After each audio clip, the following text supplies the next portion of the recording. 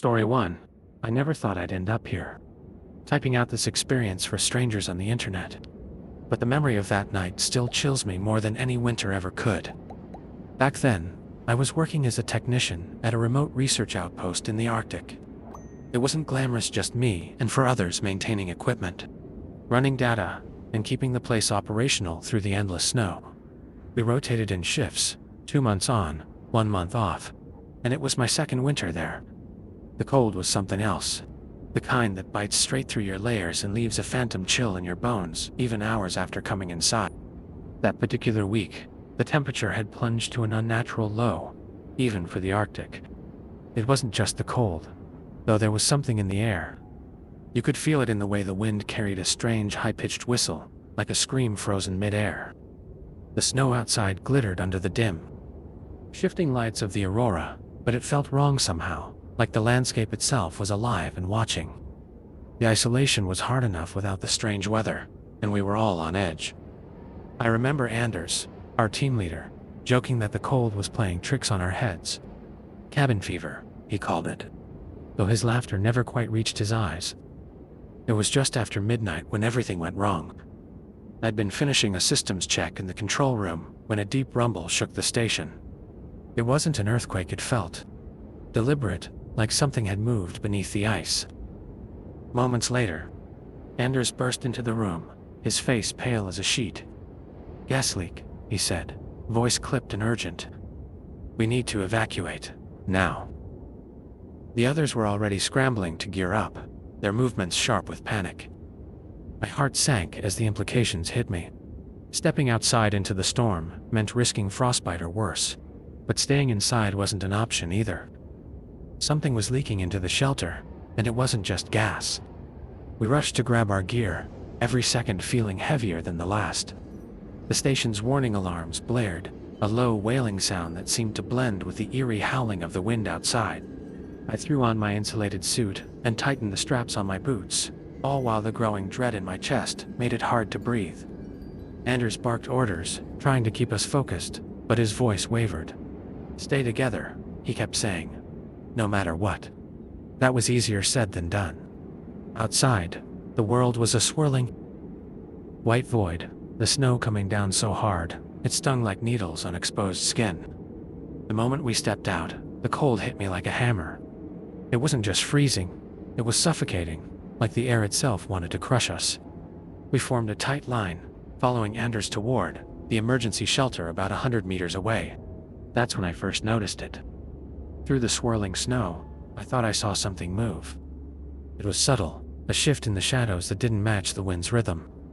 I told myself it was just the storm playing tricks on my mind, but deep down, I knew better. Halfway to the shelter, the radio crackled. "Something's out here," came Nadia's voice, barely audible over the static. She was at the back of the line, her flashlight beam bouncing wildly in the snow. Anders stopped, his hand shooting up to signal us to freeze. "What do you mean, something?" he asked, his tone sharp. Before she could answer, a scream cut through the storm. It wasn't Nadia, but it came from somewhere behind us. The kind of scream that makes your stomach drop, because it doesn't sound human. We spun around, our flashlights slicing through the dark. That's when I saw, Atora thought I did. A tall humanoid figure, its body covered in frost and ice, standing unnaturally still, about 20 feet away. Its surface seemed to shimmer, blending into the snow like a chameleon. For a second, I thought my mind was playing tricks on me, but then it moved. Not with the jerky steps of a person struggling through the snow, but with an eerie, fluid grace. It glided, almost as if it were part of the storm itself. Panic set in. Anders shouted for us to move, but the group broke apart. I stuck close to Nadia, who was clutching her flashlight so tightly her knuckles were white. "Do you see it?" I asked, my voice shaking. She just nodded, her eyes wide with terror. I could feel my heart pounding in my ears as we stumbled toward the shelter, but the thing didn't follow. At least, not at first. It just stood there, watching, its frost-covered head tilting slightly like it was studying us. We made it to the shelter, a small, reinforced hut built for emergency. The others weren't there yet. Nadia and I huddled by the heater, our breaths coming out in frantic, icy clouds. "What was that?" she whispered, her voice barely audible. I didn't have an answer. All I knew was that whatever it wasn't human, and it wasn't finished with us. The sound of the wind outside grew louder, almost like it was pressing against the walls, searching for a way in. A sharp knock at the door made us both jump. It was too deliberate, too rhythmic to be the wind. I grabbed a flare gun from the emergency supplies and aimed it at the door, as Nadia slowly unlatched it. Anders stumbled in, covered in frost and panting like he'd run a marathon. "They're gone," he said, his voice hollow. "I lost them." Before we could process what he meant, he collapsed onto the floor. His face was pale, and his fingers were stiff and blue, but his eyes were the worst. They darted around the room, wild with fear, like he was still seeing something we couldn't. We tried to get answers from Anders, but he was barely coherent. Between gasps he muttered, "Fragments. It's in the snow. Not natural. Don't move." His words sent chills down my spine. Nadia tried to warm him up, wrapping him in blankets, but he just kept shaking, his skin pale and slick with sweat. The heater was working overtime, but the room still felt cold. Too cold. It was as if the frost from outside had seeped into the walls and refused to leave. That's when I noticed something even worse. The windows were fogging up from the inside, but in strange, deliberate patterns. At first, I thought it was condensation from our breaths. But then the shapes became clear handprints. Dozens of them, trailing down the glass in streaks that didn't match human fingers. They were long, spindly, and twisted at unnatural angles. My stomach churned as I realized they were moving. Slowly, deliberately, like someone or something was tracing them from the other side. Nadia saw them too, and her trembling hand gripped my arm. "It knows we're here," she whispered, her voice barely audible over the hum of the heater. The knocking started again, but this time it was everywhere. Not just the door, the walls, the roof, even the floor. It was relentless, a slow, deliberate rhythm that seemed to mock us. Anders sat bolt upright, his eyes wide with terror. "Don't let it in," he choked out, his voice rasping like sandpaper. But the question was, how long could we hold out? The emergency shelter was designed to withstand blizzards, not whatever this was. The metal walls groaned under the pressure, and I swear I saw the faint outline of those creatures pressing against the thin cracks around the doorframe. Nadia had the idea to use the flares. She thought the light and heat might scare them off, or at least buy us some time. I wasn't so sure, but we were out of options. I handed her one of the flares and took another for myself, and together we cracked the canisters. The red light filled the room, casting eerie shadows that danced across the frost-covered walls. For a moment, the knocking stopped. I thought it had worked until the wind outside roared louder, and the door began to bend inward, the metal shrieking like it was being torn apart.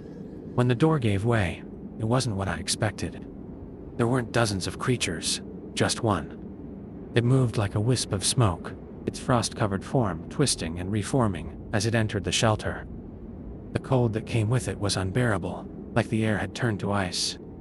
Nadia fired her flare, the light slamming into the thing's center. It recoiled, letting out a sound that wasn't a scream but felt like one, vibrating through my skull. Didn't hesitate.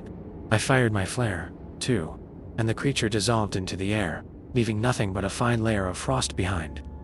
We didn't wait to see if it would come back. Grabbing Anders between us, Nadia and I stumbled back into the storm, heading for the main station. It felt like hours before we reached it, our bodies numb and our minds on the edge of breaking. The station was eerily quiet when we got back, the gas leak no longer an issue, the others gone. No sign of struggle. No footprints in the snow, just silence, like they'd been erased. To this day, I don't know what we encountered out there. Anders never recovered. He left the station soon after and refused to speak about it. Nadia and I stayed in touch for a while, but the experience changed us both. She moved to a warmer climate, far from snow, and I can't blame her. As for me, I've avoided the Arctic ever since. Sometimes, when the wind howls just right outside my window, I swear I can hear that same haunting rhythm. I don't dare look outside. Story 2. I was stationed at the mining facility for 6 months at a time.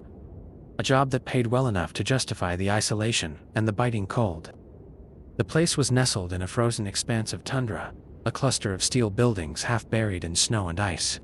We were a team of 12, mostly engineers and technicians, tasked with keeping the machinery running smoothly. It was monotonous work, but the camaraderie made it bearable. At least, that's how it usually was. The day everything fell apart started like any other. Coffee brewed too strong, equipment checks, and the constant hum of generators. By late afternoon, something felt off. The air smelled strange chemical, almost sweet. At first, we thought it was just another piece of machinery leaking coolant, a common enough issue. But when Anders, the lead tech, ran a diagnostic, his face turned grim. "We've got a gas leak," he said, his voice steady but urgent. "And it's spreading fast." The facility had protocols for this sort of thing. Evacuate to the open-air shelter a few hundred meters away. Wait for the all clear, and return once the ventilation system had flushed out the fumes. Simple, right? Except for one crucial detail. Stepping outside meant braving the storm.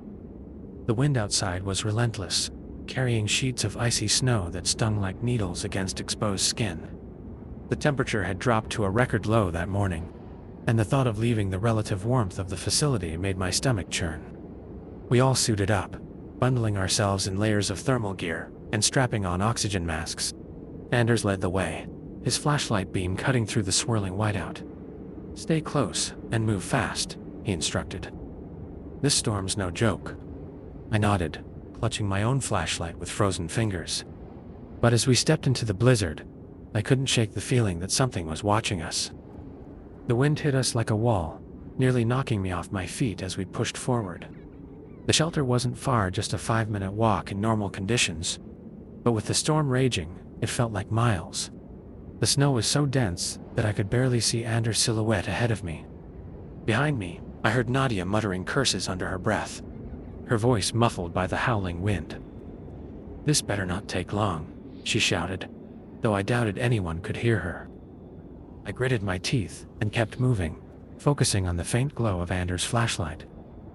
Halfway to the shelter, a sharp metallic clang echoed through the storm. We all froze. It was the sound of something heavy, striking metal, but it didn't come from the direction of the facility. Anders turned, his flashlight sweeping the blizzard, but there was nothing. "Keep moving," he said, his voice strained. The team obeyed, though the air between us felt heavier now, our breaths quick and shallow in the oxygen masks. The sound came again, closer this time, a rhythmic banging that seemed to come from all around us. My heart pounded as I realized it wasn't random. It was deliberate. When we finally reached the shelter, it was a relief to slam the door shut and lock out the storm. The interior was cramped, but functional, with benches, emergency supplies, and a heater struggling to fight the cold. I took off my mask and tried to steady my breathing, but the banging noise still echoed in my head. Nadia was pacing, muttering about faulty equipment and bad luck, while Anders fiddled with the radio, trying to contact the main facility. "It's dead," he muttered after a few minutes, his face pale. No signal. That's when the heater flickered and died. The room plunged into silence, save for the faint howl of the wind outside. A few of us exchanged uneasy glances. "Power failure?" Nadia asked, her voice trembling. Anders shook his head.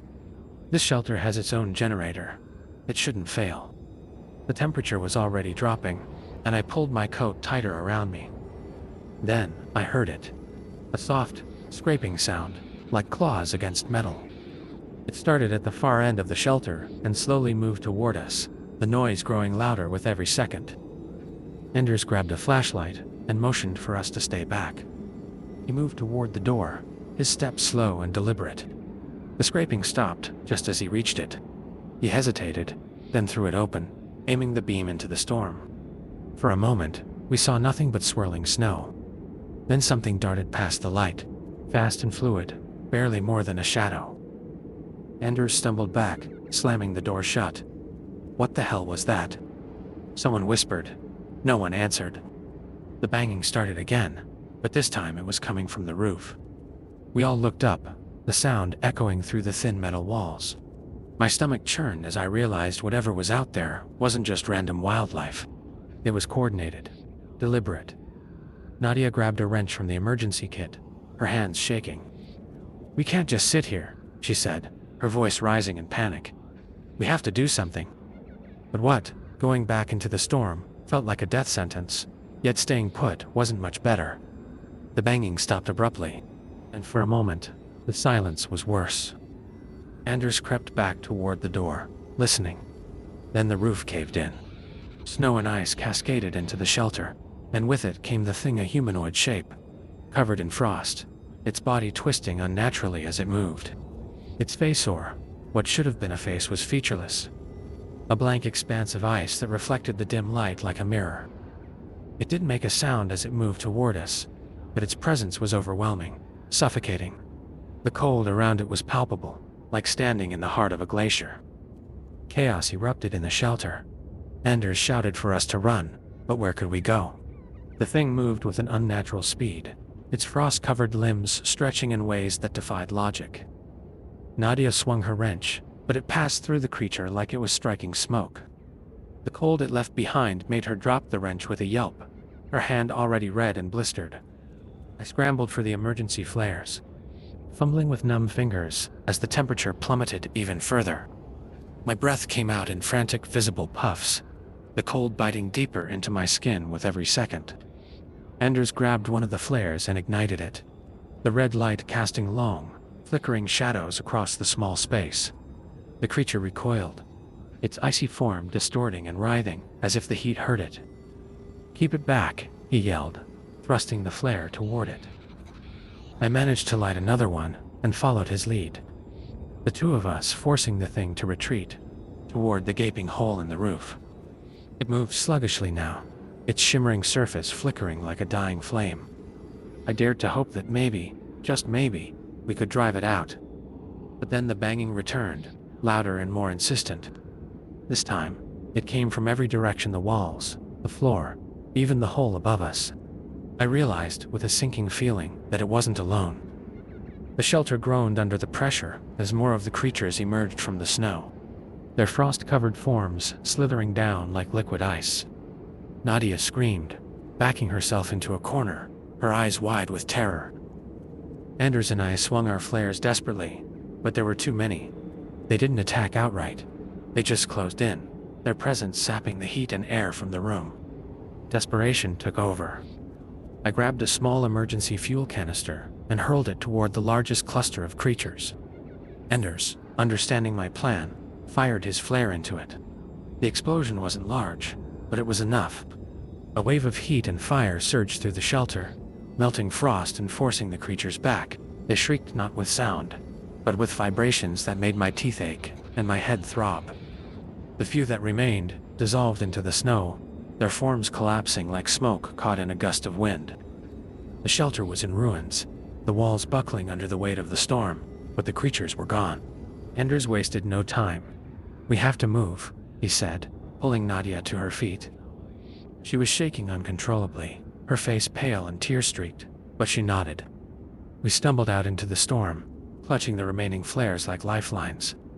The wind was still vicious, the cold searing, but it felt less oppressive now, like whatever had been out there had retreated for now.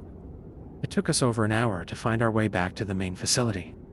The storm had erased our tracks, and the landscape seemed alien, shifting and unfamiliar. When we finally stumbled through the doors, the others were gone.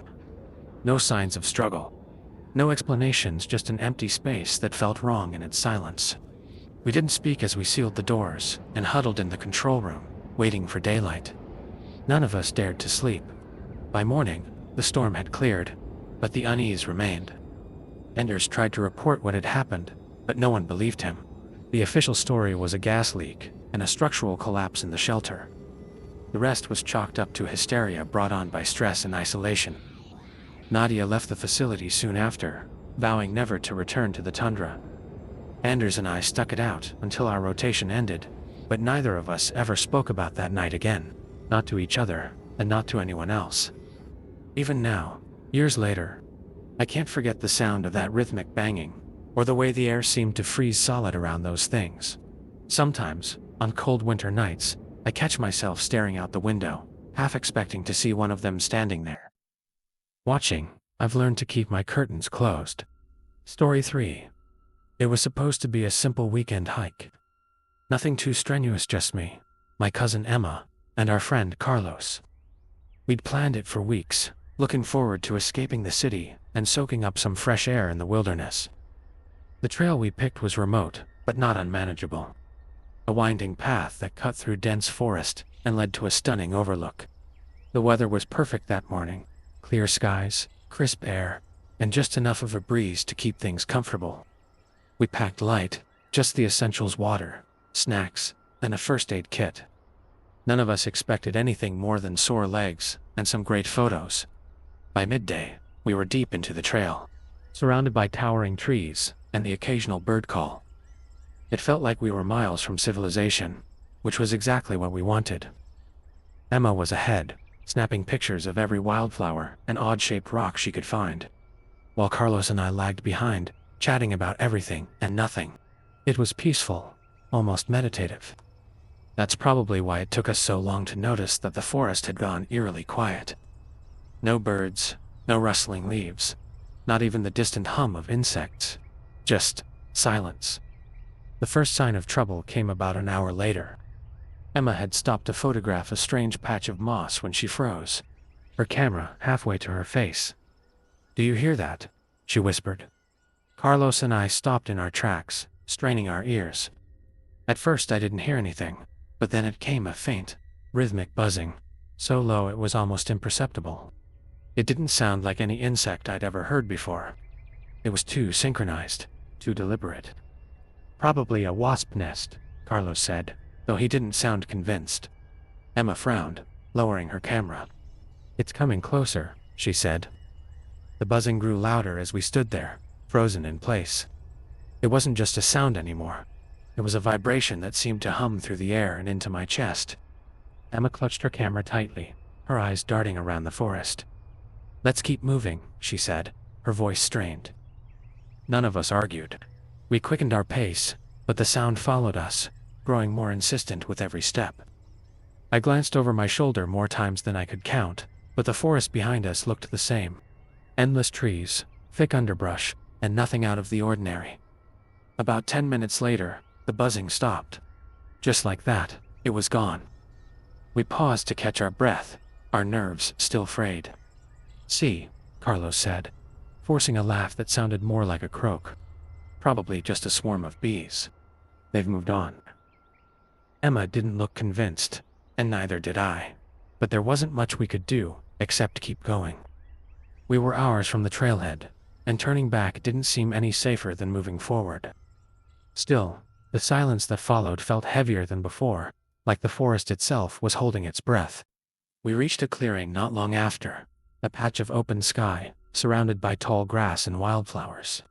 It should have been a relief, but something about the place felt wrong. The grass wasn't moving, even though there was a steady breeze, and the flowers were strangely uniform. Their colors muted, like they'd been drained of life. Emma knelt to touch one of the blooms, but Carlos stopped her. "Don't," he said, his voice unusually sharp. "Let's just keep moving." I caught his eye, and for the first time, he looked genuinely scared. That's when we saw them. At first I thought it was just the wind stirring the grass, but then the shapes became clear. Insects, hundreds of them, maybe thousands, moving in perfect unison like a living tide. They weren't any species I recognized, black and shiny, with wings that shimmered unnaturally in the light. They moved with a purpose, their formation too organized to be random. "What the hell is that?" Emma whispered. Backing away, none of us answered.